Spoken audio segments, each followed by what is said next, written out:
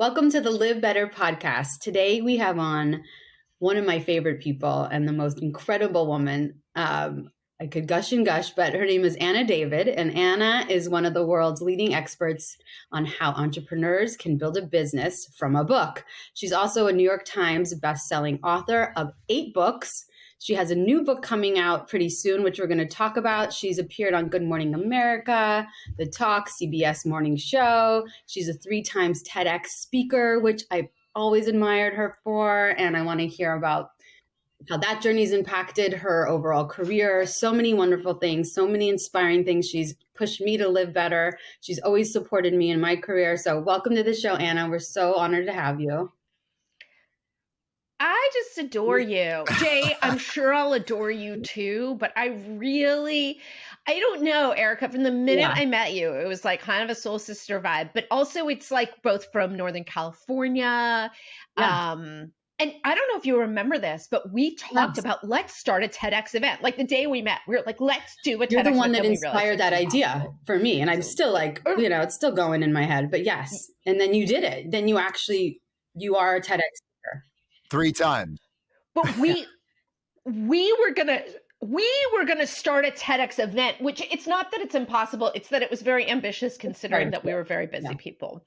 But so it's much you can totally do. I know, I'd love to do one. It's one of my goals, Jay. So you know what? It's funny because I'm so fortunate to know so many people who have done them and helped to actually, prepare them a little bit.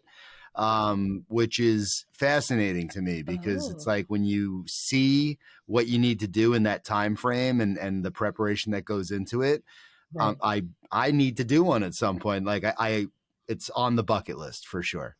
Yeah. The hardest part about it is locating which events accept applicants. Yeah. Honestly, that is so hard.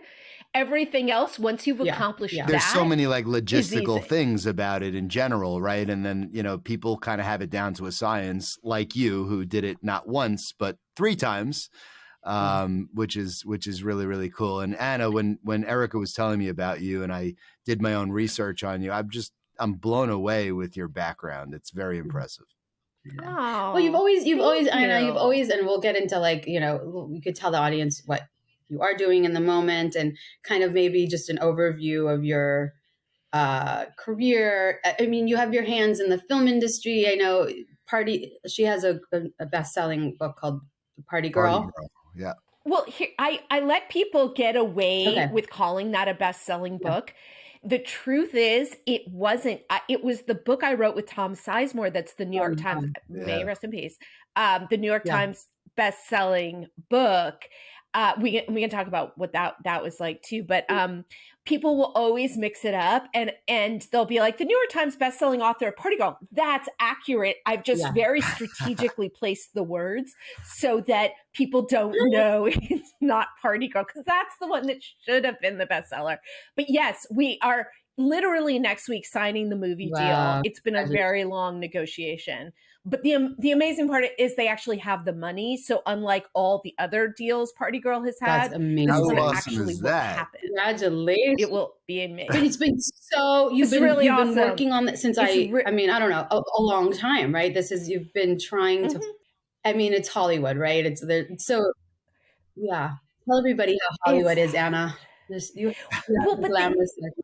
Oh, it's madness. I mean, the best way to describe Hollywood is when Party Girl first came out, before it all went awry, because it was a Judith Regan book. And the reason the book didn't do well is that the company was disbanded a few months before the book came out. So it was like highly anticipated, so much buzz, movie rights, bidding war, all this stuff. And then there was no one in 2007.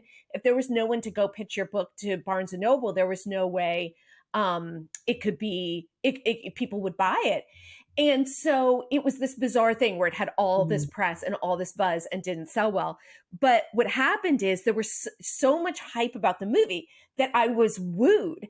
And this mother-daughter producing team wooed me and said, if you sell the rights to us, we will get the screenwriter, any screenwriter in the world to do it. And I go, "You're like a true Gen Xer." I go, "Well, the woman who wrote Reality Bites." And Wow. they're like, "No problem." And then that happens, and then months pass, and they're not returning my emails and my, and then I get an email from my agent at CAA, because I was fancy then, and he writes, "Congratulations, your rights have reverted back to you." And I'm like, "What does that mean?" And he never responded. So I think I Googled, what does that mean? And what that means is it's over. And so I never found out, like, were they even telling me the truth? So I write this story like 5 years later about like, oh my God, reality really does bite. Like, this was my favorite movie. And I heard that this woman wrote the screenplay, but it's probably not even true because Hollywood is so full of it. And she saw it. And she emailed me and she's like, "Did you never see the script?" Helen Childress. And she sent me the script. So it was the most surreal thing. It's me reading the screenplay of the book loosely based on my life from 10 years before. Anyway, it's all crazy. But That's now amazing. I wrote the script. It's crazy. So, and so Hollywood is such nonsense that I wrote the script and we're producing it independently. Sorry, I know I'm just like, can't stop talking, but it's also weird. So I sign an option deal with this guy to do a low budget version. I'm like, I don't care. I just want it made. I'm tired of these pie in the sky dreams. And he partners with one of my best friends from college who was engaged to my roommate, who I hadn't seen in 20 years, who's also sober. So it's like this beautiful full circle. And Jay, Anna story, was a party girl. Like Jay and I went to college together, Anna. So We did. You could imagine, Arizona. So like we're party people. But it's a great book, and I got the newer version. Anna sent it to me, and I read it. Anyway, the story is. It's really interesting because when Erica and I were inspired to do this LivBtr podcast, it was very much I'm sober now, and I really just started this alcohol-free journey in the last few years, and then committed to removing alcohol entirely. And everything in my life has elevated as a result of it. And I just don't see any upside. But it's interesting because the conversations we're having are with so many like-minded people that have like figured that out in their own way. And we all have a very similar kind of background, being party people, and then, being able to realize there's a better way, because I know so many people who are party people and just continue to party with kids and in their 40s and 50s. And I don't know how they can do it at this point. I don't either. I mean, what's interesting to me is when I got sober, so it was 2000, I was bottomed out. Like I'm a person who needed to go to rehab and all of that. And in the last 10 years or so, this movement, this sort of AF movement has really sprouted up, where you don't have to hit bottom. You're just choosing to live an alcohol-free life. Was alcohol your main issue? Coke. But, once I kind of got out of denial, I saw that alcohol had always been an issue, but I didn't. Let's just say the Coke problem blinded. It has a way of doing that. Problem. Well, they're usually married together to some degree, right? Does. They're like not for everyone. They are. Yeah. I mean, not for everyone, but So Anna, so just so interesting. Like, not only you've been a writer and writing books, and they were great books, and you've been have your hands in everything, to start a business that you're encouraging other writers to write books is so incredible. Can you tell everybody a little bit about Legacy Launchpad and how that's come to be, and what you're doing now, and how people could? Yes. It's kind of like getting sober. I started a business because I had no other options.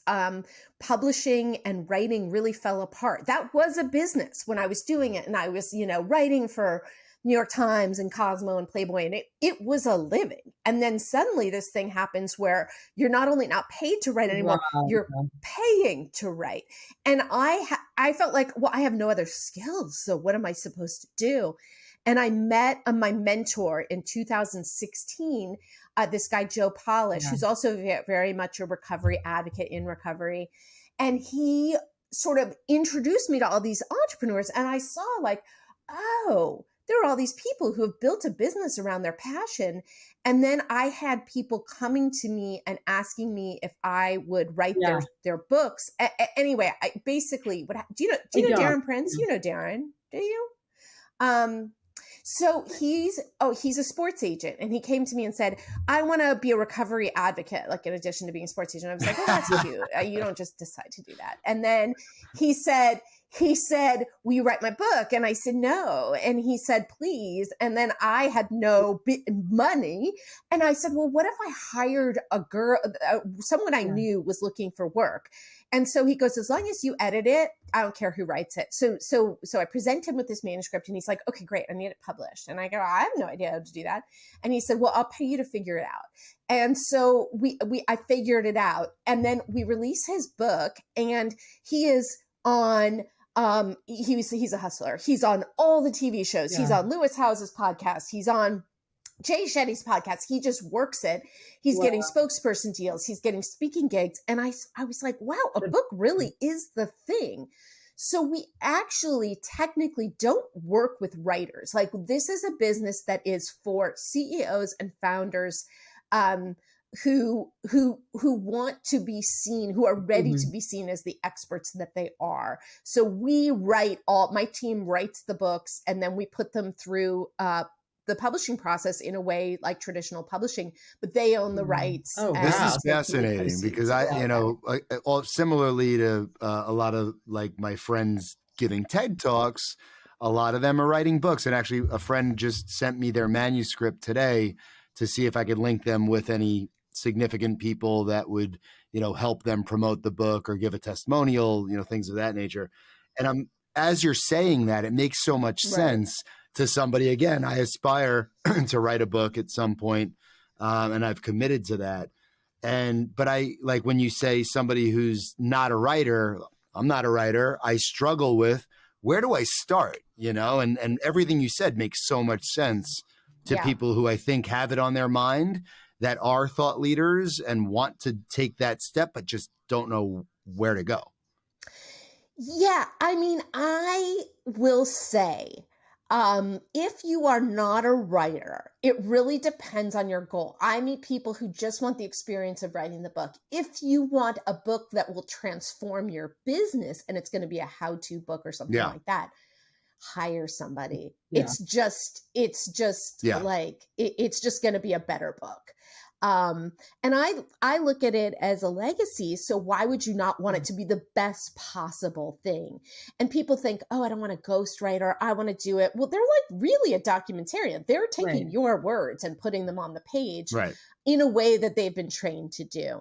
I would say the biggest issue I run into or I hear about is that people, they want to sell traditionally, because they have all these delusions and they're like, oh, well, I want to hit the New York Times list. I want a book tour. I want my book in bookstores. And the reality is the biggest curse, first of all, traditional publishers, big ones, aren't going to buy any book. They don't care about the quality. They care about the audience.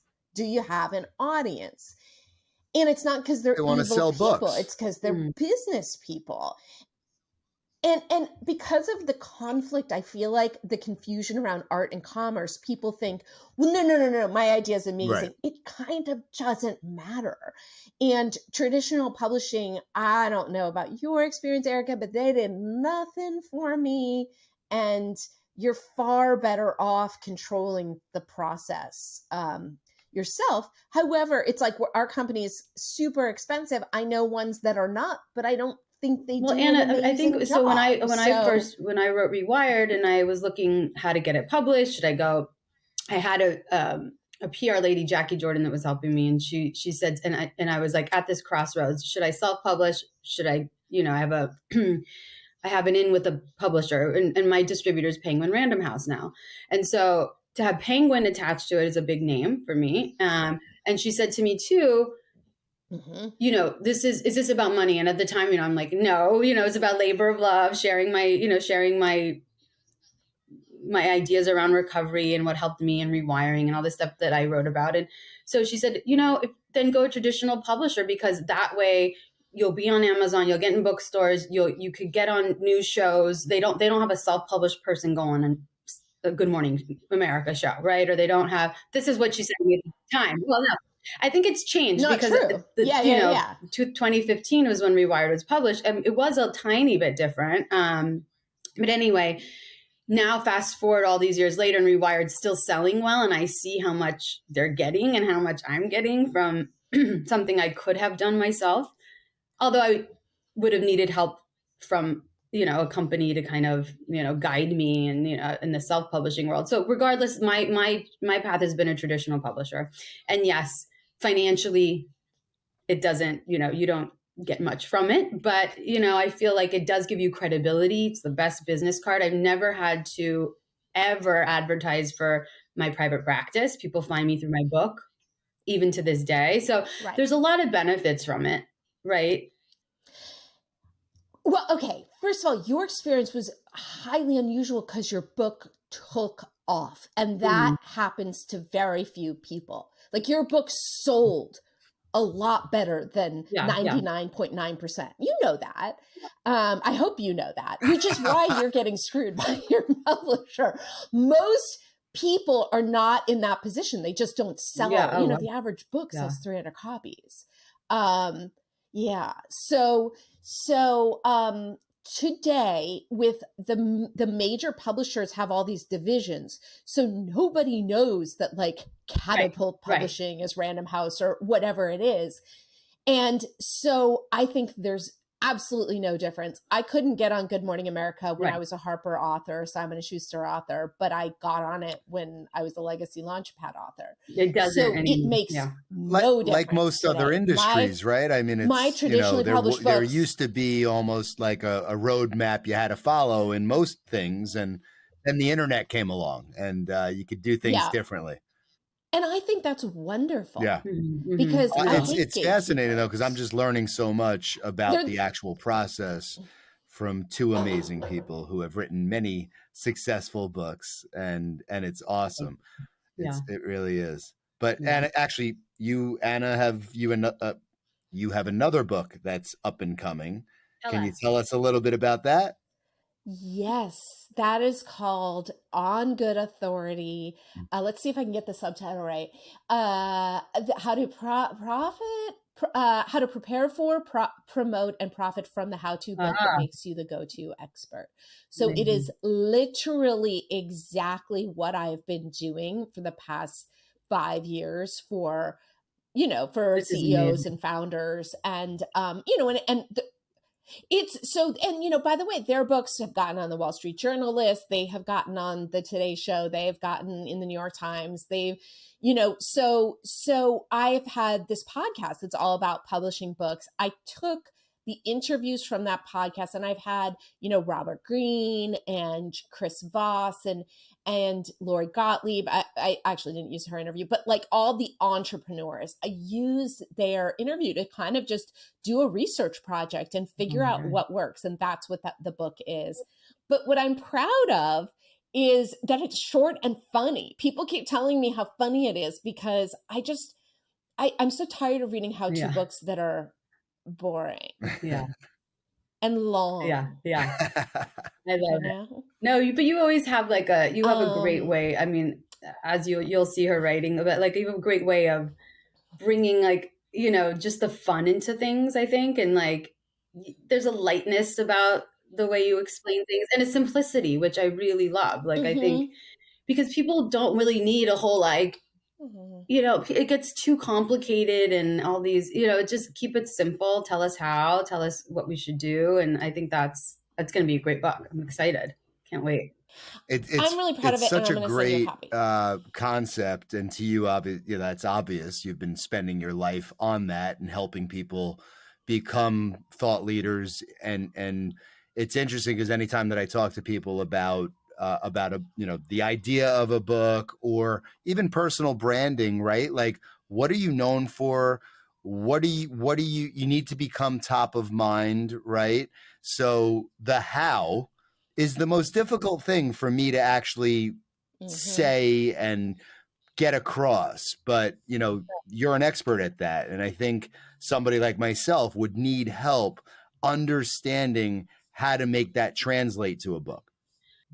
Yeah, because we also all have expert blindness. So we don't understand when we learned what we learned. So we forget that it's not obvious. And that's something I learned. I got beta readers for this book. I'd never done that before. And it was actually a very painful process because I got the wrong beta readers. I got dreamers. I got people that didn't want to hear, oh, the average book sells 300 copies. You're never going to sell to a traditional publisher, blah, blah, blah, blah.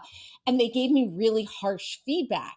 And I realized I've really got to make it clear this book is not for them. I almost put a quiz at the beginning that said, if you don't pass this quiz, put this book down, because I don't have patience for the dreamers. It's like, it drives me crazy. It's like, I know people who had #1 New York Times bestselling books, who were on Oprah, whose books were made into movies, who can't rub two nickels together because they didn't do a how-to book. They didn't do a book that would serve their bottom line. So, but to like, if you want the simplest way to like, how do you do it? My book is for blank. Love that. Who want blank. So that they can blank. I got to jot that down. And picture. Yeah. You can actually, I have a download that gives it, it's bookelevatorpitch.com. But it's like, picture who you know, who would really wants to know about it, would benefit from it. Picture them on every page, like they're who you're writing for. Because if there's one, there's many. And people go, well, then my niche is too small. And I always say, there's a Facebook group called Let's All Pretend to Be Ants in a Colony, and it has 1.8 million members. So your niche is not too small. But it's an ongoing process, I think, for all of us. I mean, you yourself keep reinventing, like we're all reinventing, right? That's how this is what I want to kind of go with this conversation is just, we're all, I mean, call us sober, but we're all, we're all on a healthy path. I think all three of us right now, and people that are listening, hopefully are listening because they want to live better. And that's the name of our podcast. And so speaking to everybody that's listening, that wants to live better, that's wants to stay on this path. Can you tell us a little bit about the importance of evolution for you and reinvention, and why you have, like, I've known you for a while now, and I feel like I've seen a couple chapters, and I know now you're even in a different chapter, and I haven't talked to you in a couple, in depth in a couple of years. I was pregnant on your TV show. Remember the show you had with my second baby? So that was probably like second baby, 2.5, 3 years. She's 3 now. So 3 years ago. So can you tell us too, evolution, pushing? Yeah. Well, I'm obsessed with that topic, actually. And I think, because my boyfriend and I were talking about, like, my evolution, like, especially it's like, I became known, whatever. I got public as a expert on celebrities. Then that moved into addiction and recovery. Then it moved into, wait, I'm skipping one. Sorry, I skipped sex when I was a sex expert on TV. Yeah. Then recovery, now writing. And to me, I know people who have been talking about the same thing for 30 years, and maybe that works for them. It does not work for me.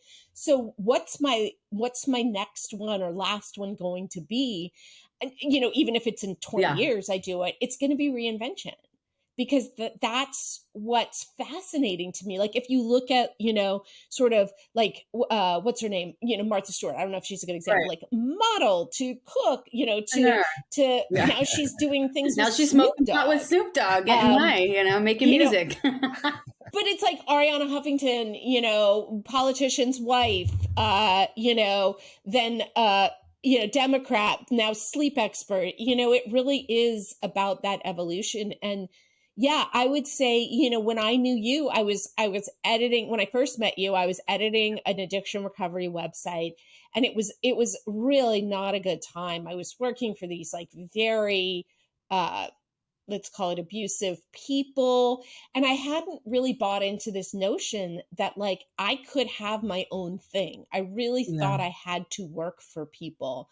And I don't think I ever thought that I would get kind of what I want. And yeah, I met this awesome guy. Wow, I think it's now been 4.5 years. We live together.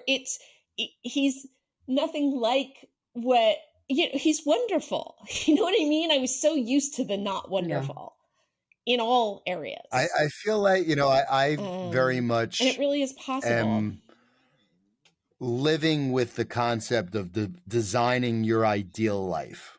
And that's very much what I've done for the last 20 years as an entrepreneur. And a lot of people, like you're describing, focus on one thing. My core business is commercial real estate and helping brands grow across the country. But I do so many other things. So a lot of times when people say to me like, oh, Jay, what do you do? I actually have a hard time describing exactly what it is that I do. And I think nowadays that's way more acceptable too, because again, you can have a podcast on the Smurfs and make $1 million a year, to your point earlier about being very niched and so on and so forth. And I think, it's really all about the evolution of yourself, and you can really design your lifestyle in any way that you want to. And you don't have to necessarily be sitting at a desk every day, 9 to 5. And in a post-COVID environment, that's even, more acceptable, right? It's actually almost customary now. So, evolution is really important. I have a question, Anna. So for people listening too, that say, okay, well, like, how did you get from not wonderful guy to a wonderful guy? How did you get from thinking you had to work for people to now having the courage to build your own? What's going on in here for people listening of like, what does it take? And I mean, Jay and I talk about this all the time of like, even Jay's evolution in the past year of like, I know what's kind of gone on in his head. We've talked about it. Like, what do you tell yourself? How do you is it using positive affirmation? Is it manifesting? Tell us how you went. Like, how did you get the guy? How did you What's your secret to having it all? Because what do people have to do? Well, I'll tell you. Okay. Well, for me, the secret, so cliche, was surrender. The problem with surrender is it's the human inclination to only do it when you're so desperate. So it was deep pain. Deep pain is what got me to go to rehab.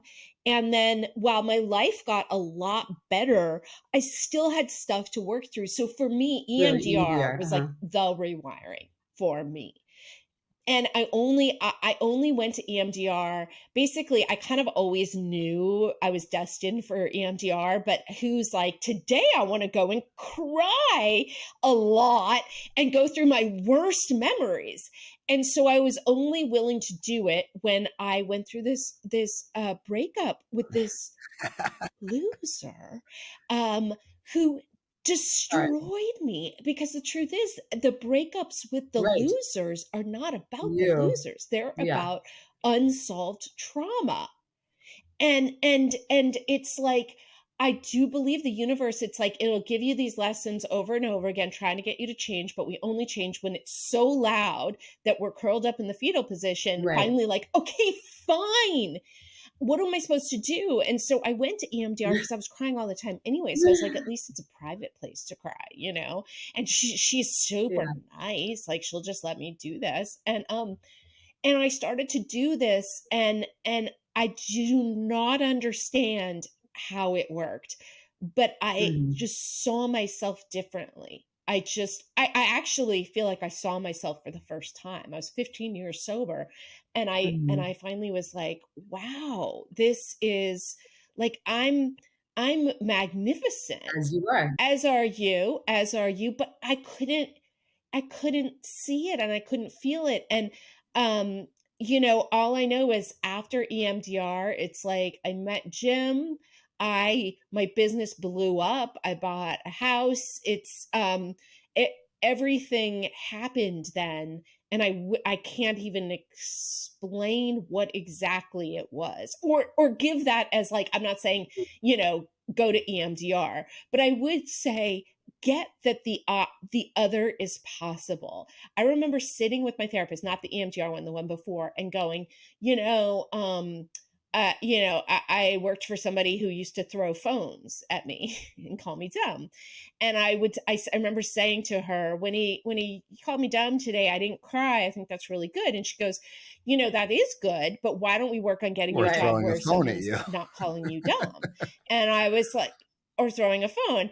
And I said, well, that's just what work is. And I remember she looked around her office. She's like, no one's abusing me. And I didn't know it was possible. And I will say a lot of women that I know get caught in the thing that I was very much caught in, which was like obsession and kind of getting that, like, when you're obsessed, it's actually trauma, in my opinion. Well, it sounds like you've also found like, how to honor yourself and, I guess in whether it's EMDR, but the subconscious belief that you now are worthy of the things you already knew you were worthy for, but couldn't get out of your own way, or in some way. Yeah. But I don't know that I knew I was worthy of them. I don't know. I just know that's what I was. I'm happy you've arrived at a place. Yeah, no, and then some. Thank you. Yeah, and then some. Yeah, it's amazing, and I think it's really, inspiring for a lot of people that are, women and men that, I think have valued work as something that is kind of their identity for a long time. And, I talk to a lot of my clients now that are older and haven't found love yet, not older, but like late 30s, 40s, and haven't found love yet. And because they worked and their work is like kind of their priority, and it's the, and also to say that you can have both, or you can create room for both, or you could create space for both, or you're allowed, you don't have to choose. Because I feel like, it's our world is changing, and a lot of people I know, I think are, struggling with whether I can be successful or, have a family. And, it's like, it's just different. It's changed. So I'm glad that we're talking about that. Yeah. Well, and the big secret is that the right relationship makes you more successful. All my stuff blew up when I met him. Part of it is he's got a million ideas. Literally, it's like, oh, well, why don't you try this? And but also, like, when you're experiencing being loved, I think that opens you up. Right. It's the opposite of taking up time. That's true. That's a good way to put it. And I think, it's everything is how you frame it, right? And like how you see it in the world. So that's true. Yeah.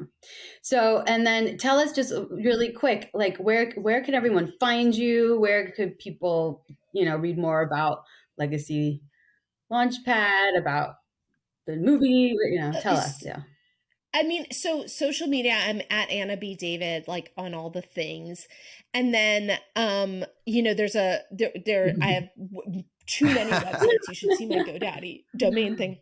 But on goodauthoritybook.com is, I just suddenly doubted, is that the domain? What's that terrible noise? So let me just make sure that's, on goodauthoritybook.com is, you can find the book, you can opt into my email list, you can do all the things. But now I can't see you. Oh, there we are. And I love your email list. Your emails are hysterical. They're really funny and they catch your eye. How do I get on that? You're so gifted. No, she's really gifted. I must say, like, I'll scroll through like a million, people send, but hers I always stop because she has such a catchy title or something. You have quite a great sense of humor on top of all your other amazing attributes. So, yeah. That is so sweet. You can get there by going to authoritysecrets.club. Go sign up. It's fun, and it's educational about building authority. And thank you, Anna. You also wrote a blurb for my recent book, so I really appreciate that too. You've always been such a supporter. And I loved it, and I'm kind of getting more into the mantra thing. It's just talking to yourself, right? Like we could always work on what's going on in here and how we communicate with our one and only biggest champion, ourselves. So we kind of have to keep on nurturing that relationship. That's really how I see affirmation. Yeah. Well, here's the miracle about it is I was never really a believer, and I've had trouble sleeping like on and off my whole life. The one I do if I wake up is I fall back to sleep easily. I say it over and over. It always works. Forget Ambien. An amazing tip. Just say that. You know, that is a huge tip because I was up half of last night, so I'm going to start implementing. Yeah, me too. Love that. It's so good. Okay, well, adore you. Thank you so much for being with us. Well, nice to meet you. Absolutely. Nice I just followed you on Instagram. Stay in touch. And I'm going to follow you on all the things. Nice. Awesome. And then send me this and I'll share it and all that stuff. Thank you, guys. Thank you. Take care, Anna. Thanks, have a great guys. weekend. Have a wonderful weekend. Bye.